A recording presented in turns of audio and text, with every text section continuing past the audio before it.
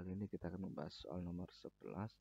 Jadi pada soal nomor 11 ini kita diberikan satu buah kasus, sebuah kaleng penyemprot yang hampir habis. Dia itu masih mengandung sisa gas nitrogen, gas N2 ya, N2 nitrogen dengan sebesar 0,03 mol, 0,03 mol. Kemudian pada kaleng tersebut tertera peringatan jangan dibuang dengan cara dibakar. Kemudian Anda sebagai petugas inspeksi, petugas melakukan verifikasi atas klaim produsen bahwa kaleng dapat menahan tekanan internal gas hingga 6 atm sebelum meledak. Kaleng pada awalnya berada pada temperatur ruang 27 derajat Celcius. Ini kita tulis sebagai T1, ini 27 derajat Celcius. Kemudian tekanan P1 kondisi awalnya ini sama dengan 1 atm ya. Kemudian selanjutnya kemudian kaleng ini kita panaskan secara seragam dengan menggunakan pemanas sebesar 415 watt. Jika 1% dari panasan dilepaskan pemanas diterima oleh gas dalam kaleng, berapakah lama waktu yang Anda perkirakan hingga kaleng tersebut meledak? Oke, jadi ini ada panas yang diberikan kepada kaleng. Ini kita sebutkan dengan Q sebesar 1% dari 415 watt ya. Ini sebesar 4,15 watt ya.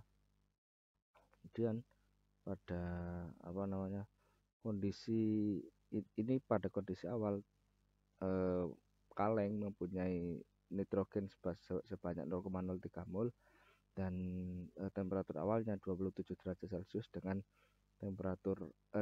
pressure awalnya 1 atm. Kemudian pada kondisi akhir sebelum meledak, pressernya adalah 6 atm dan kita akan mencari berapa lama waktu yang nantinya itu akan berhubungan dengan berapa temperatur akhir dari kaleng, sehingga nanti kita bisa memperoleh waktu yang dibutuhkan untuk agar si kaleng ini meledak ya. Jadi berapa besaran kita perlu rubah ke sistem internasional. Misalkan T1 ini kita akan rubah jadi Kelvin, jadi 273 tambah 27 sama dengan 300 Kelvin. Kemudian ini kita pressure 1 atm ini kita kondisikan tetap 1 atm dan pressure P2 ini kita kondisikan tetap 6 atm.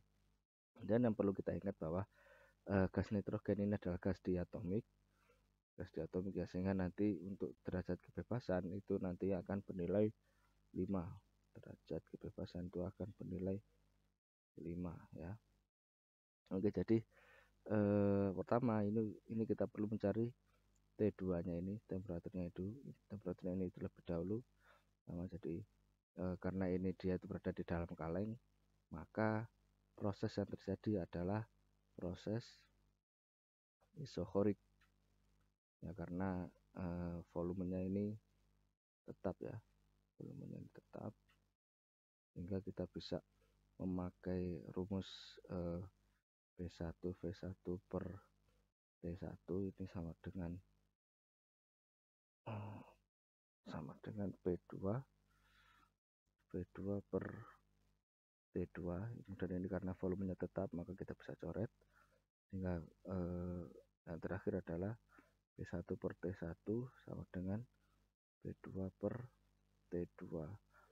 P1 kita masukkan 1 atm dibagi T1 sama dengan 300 ya, sama dengan P2 nya ini 6, T2 nya ini kita cari, maka kita bisa peroleh dari ini T2 sama dengan 300 dikalikan 6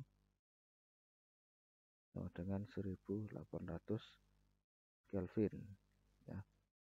Kemudian kita gunakan rumus kalor, panas, bahwa panas ini sama dengan W plus delta U, dimana ini yang terjadi pada proses isokorik karena volumenya tetap, sehingga Q sama dengan P delta V plus perubahan energi dalam. Ini karena dia ini adalah nitrogen, maka perubahan derajat kebebasannya itu adalah 5, sehingga rumusnya adalah 5/2 N R delta T ya.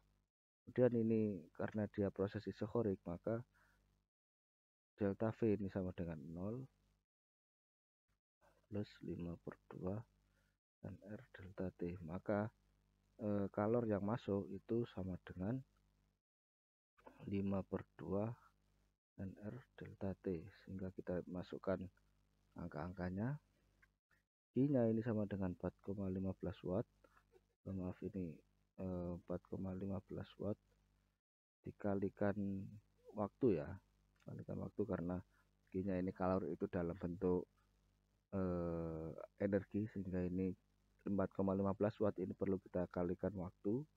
Ini sama dengan 5/2 kalikan molnya itu adalah 0,03, R-nya ini 8,3, dan delta T-nya ini 1800 kurangi 300 ya. Ini 4,15 T sama dengan 5/2 kali 0,03 kali 8,3 kali 1500. Maka kita akan peroleh T sama dengan